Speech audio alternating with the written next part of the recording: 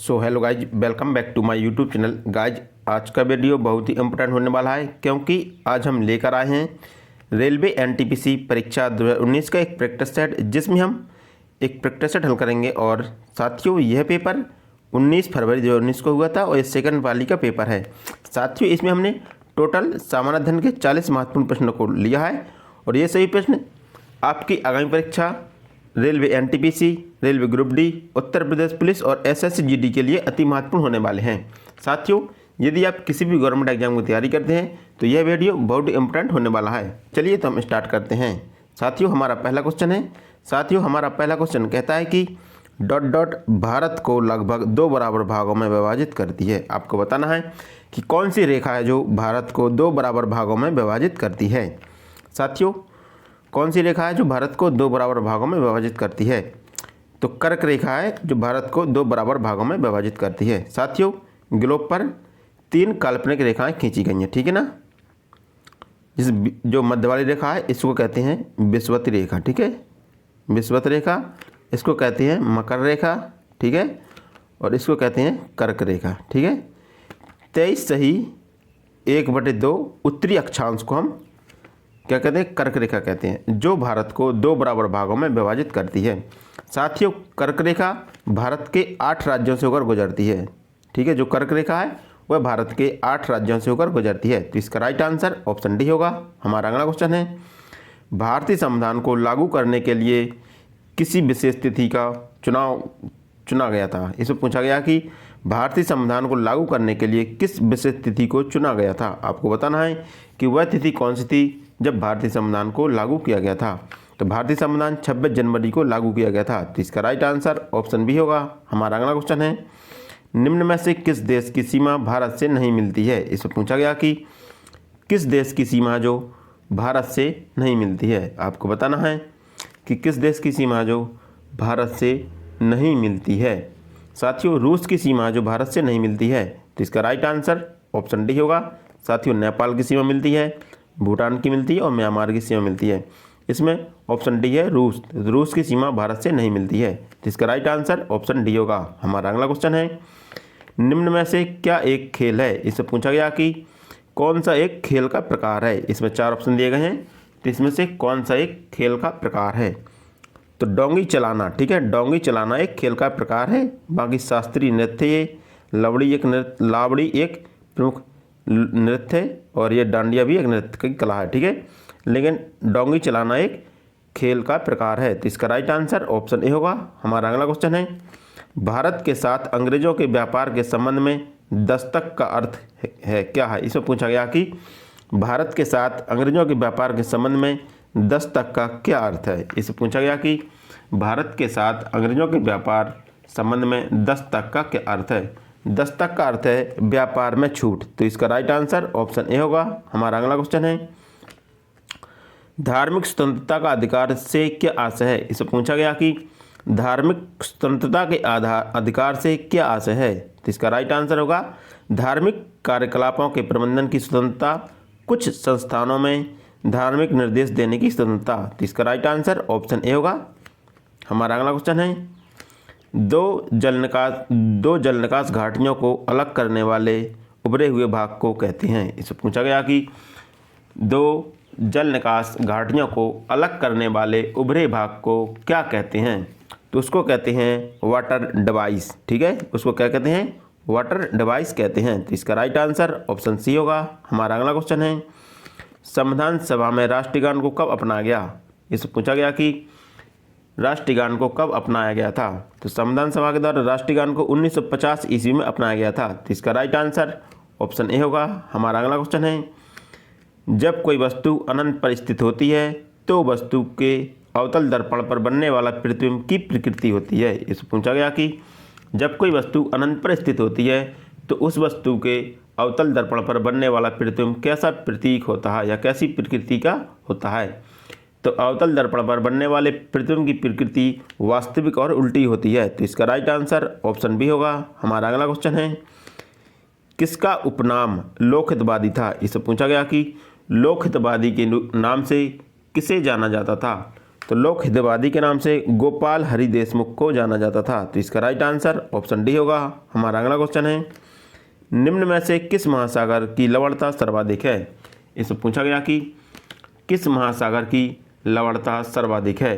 तो भूमध्य सागर की लवणता सर्वाधिक है। तो इसका राइट आंसर ऑप्शन डी होगा। हमारा अगला क्वेश्चन है, निम्न में कौन सौपोषी जीवन का उदाहरण है? इससे पूछा गया कि कौन सा सौपोषी जीवन का उदाहरण है? साथियों, सौपोषी हरे पेड़ पौधे और बैक्टीरिया होते हैं। जो कुछ बैक्टीरिया होते हैं वो सौपोषी होते हैं। तो इसका राइट आंसर ऑप्शन बी होगा।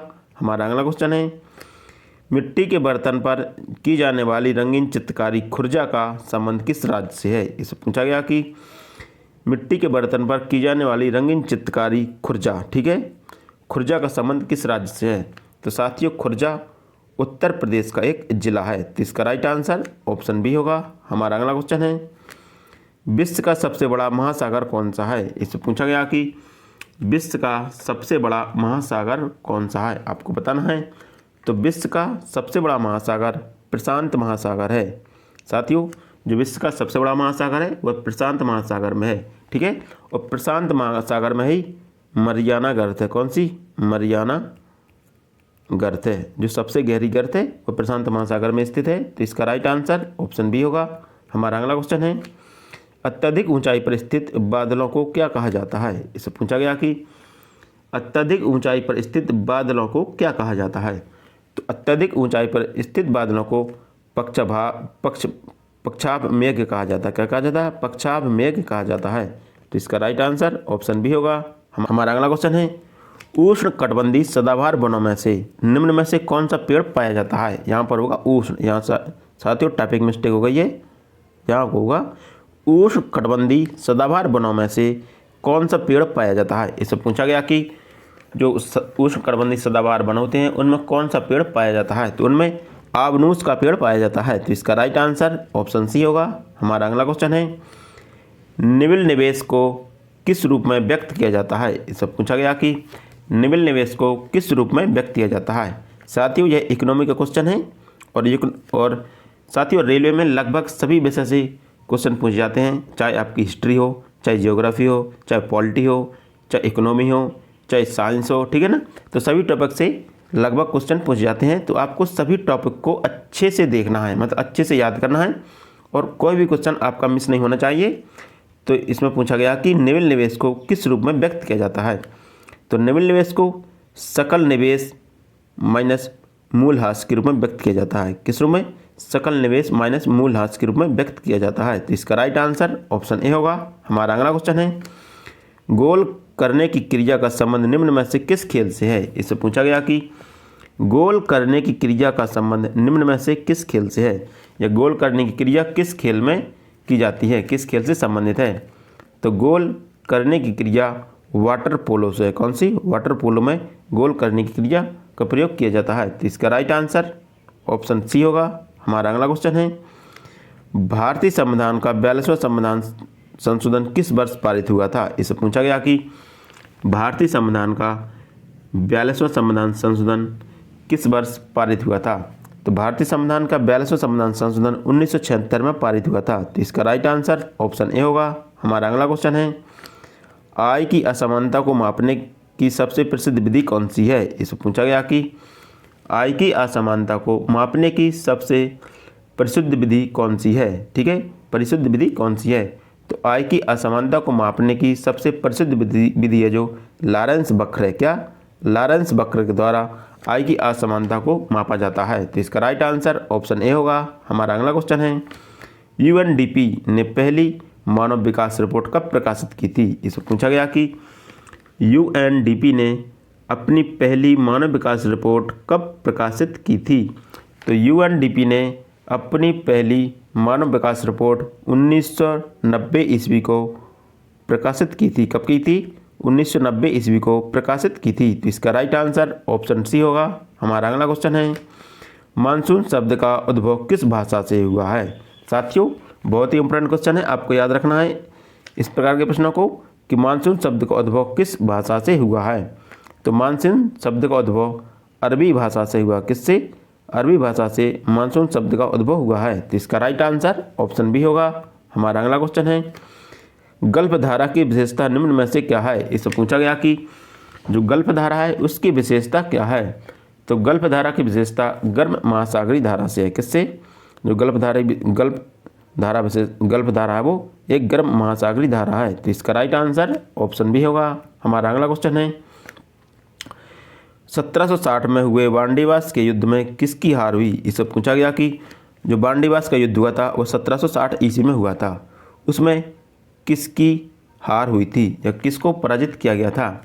तो साथियों वांडीवास का युद्ध 1760 ईस्वी में हुआ था, ठीक है ना। इसमें फ्रांसीसियों को पराजित किया गया था, ठीक है, अंग्रेजों के द्वारा फ्रांसीसियों को पराजित किया गया था। तो इसका राइट आंसर ऑप्शन डी होगा। हमारा अगला क्वेश्चन है प्रसिद्ध महाकालेश्वर मंदिर उज्जैन में स्थित है। इससे पूछा गया कि जो महाकालेश्वर मंदिर है उज्जैन में कहाँ पर स्थित है, मतलब उज्जैन है जो कहाँ पर स्थित है। तो प्रसिद्ध महाकालेश्वर मंदिर उज्जैन मध्य प्रदेश में स्थित है। कहाँ पर? उज्जैन मध्य प्रदेश राज्य में पड़ता है, वहाँ पर महाकालेश्वर मंदिर स्थित है। तो इसका राइट आंसर ऑप्शन डी होगा। हमारा अगला क्वेश्चन है वह अभिक्रिया क्या कहलाती है जिसमें अम्ल और क्षार की अभिक्रिया द्वारा लवण और जल उत्पन्न होता है। इससे पूछा गया कि वह अभिक्रिया क्या कहलाती है जिसमें अम्ल और क्षार की अभिक्रिया के द्वारा लवण और जल प्राप्त होता है। आपको बताना है कि वह अभिक्रिया क्या कहलाती है जिसमें अम्ल और क्षार की अभिक्रिया के द्वारा लवण और जल प्राप्त होता है। तो वह अभिक्रिया निष्क्रिय अभिक्रिया कहलाती है जिसके द्वारा अम्ल और क्षार की क्रिया के द्वारा लवण और जल प्राप्त होता है। तो इसका राइट आंसर ऑप्शन बी होगा। हमारा अगला क्वेश्चन है रिंग नेट और बॉल का संबंध निम्न में से किस खेल से है। इससे पूछा गया कि रिंग नेट और बॉल का संबंध निम्न में से किस खेल से है। तो रिंग नेट और बॉल का संबंध बास्केटबॉल से है, ठीक है ना। तो इसका राइट आंसर ऑप्शन सी होगा। रिंग और नेट और बॉल का संबंध है जो बास्केटबॉल से है, क्योंकि बास्केटबॉल में आपको एक रिंग चाहिए, एक नेट की आवश्यकता पड़ती है और बॉल की आवश्यकता तो पड़ती है। तो इसका राइट आंसर ऑप्शन सी होगा, बास्केटबॉल। हमारा अगला क्वेश्चन है मानव शरीर के निम्न अंगों में से किस अंग के द्वारा शरीर में बनने वाले नाइट्रोजन युक्त अपशिष्ट जैसे यूरिया और यूरिक अम्ल को निष्कासन किया जाता है। इससे पूछा गया कि शरीर के किस अंग के द्वारा शरीर में बनने वाले यूरिया और यूरिक अम्ल का निष्कासन किया जाता है। तो यूरिया और यूरिक अम्ल का निष्कासन गुर्दे के द्वारा किया जाता है, ठीक है। तो इसका राइट आंसर ऑप्शन ए होगा। हमारा अगला क्वेश्चन है भारत सरकार की प्राथमिक नीतियों का थिंक टैंक क्या है। इससे पूछा गया कि भारत सरकार की प्राथमिक नीतियों का थिंक टैंक क्या है। तो भारत सरकार की प्राथमिक नीतियों का थिंक टैंक नीति आयोग है। कौन सा है? नीति आयोग है, जो भारत सरकार का थिंक टैंक के रूप में कार्य करता है। साथियों नीति आयोग की स्थापना 1 जनवरी 2015 को की गई थी, ठीक है। नीति आयोग की स्थापना 1 जनवरी 2015 को की गई थी। नीति आयोग भारत सरकार का एक थिंक टैंक के रूप में कार्य करता है। तो इसका राइट आंसर ऑप्शन बी होगा। हमारा अगला क्वेश्चन है स्टोमेटा रंध्रों में रक्षी कोशिकाओं का कार्य क्या होता है। इससे पूछा गया कि स्टोमेटा रंध्रों में रक्षी कोशिकाओं का कार्य क्या होता है।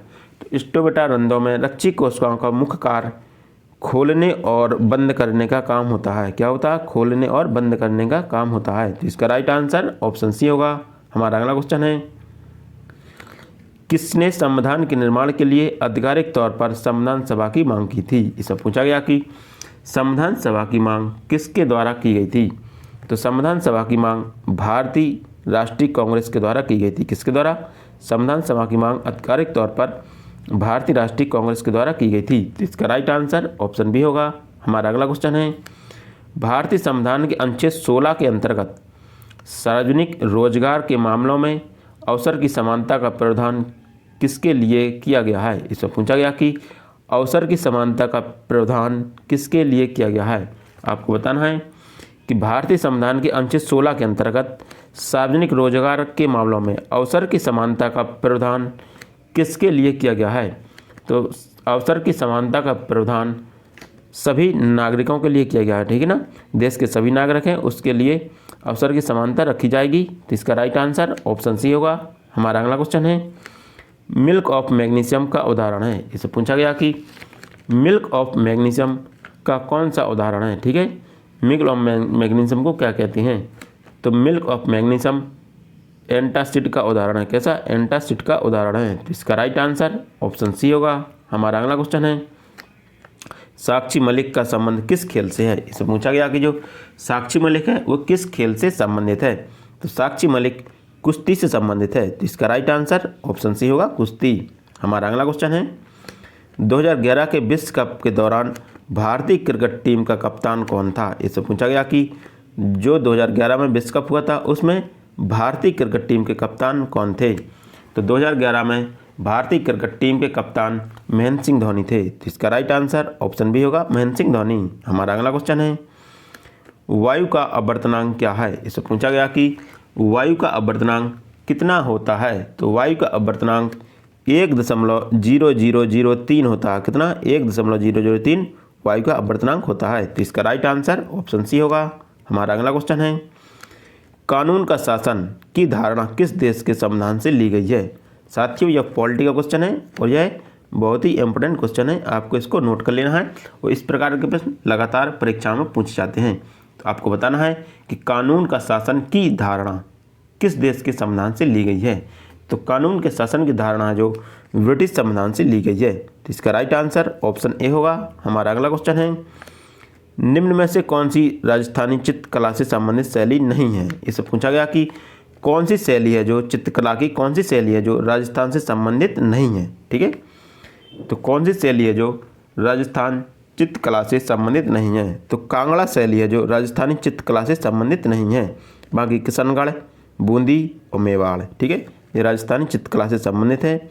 बाकी कांगड़ा है जो उत्तराखंड से संबंधित है। कहाँ से? कांगड़ा है जो हिमाचल प्रदेश, कांगड़ा जो हिमाचल प्रदेश से संबंधित है। ठीक है, तो इसका राइट आंसर ऑप्शन डी होगा, कांगड़ा। हमारा अगला क्वेश्चन है, हिमालय पर्वत श्रृंखला कितनी दूरी में फैली हुई है? आपको बताना है जो हिमालय पर्वत श्रृंखला है वो लंबाई में कितनी दूरी में फैली हुई है। लंबाई में पूछा गया है कि कितनी दूरी में फैली हुई है। तो हिमालय पर्वत श्रृंखला है जो लंबाई में 2400 किलोमीटर तक फैली हुई है। कितनी? 2400 किलोमीटर तक फैली हुई है। ठीक है, जो हिमालय पर्वत श्रृंखला है वो लंबाई में 2400 किलोमीटर तक फैली हुई है। तो इसका राइट आंसर ऑप्शन बी होगा। हमारा अगला क्वेश्चन है, निम्न में से किस अग्रणी व्यक्ति ने 1857 के विद्रोह में भाग लिया था? इससे पूछा गया कि 1857 के विद्रोह में किस व्यक्ति ने अग्रणी भाग लिया था? तो 1857 के विद्रोह में नाना साहब के द्वारा अग्रणी भाग लिया गया था। तो इसका राइट आंसर ऑप्शन सी होगा।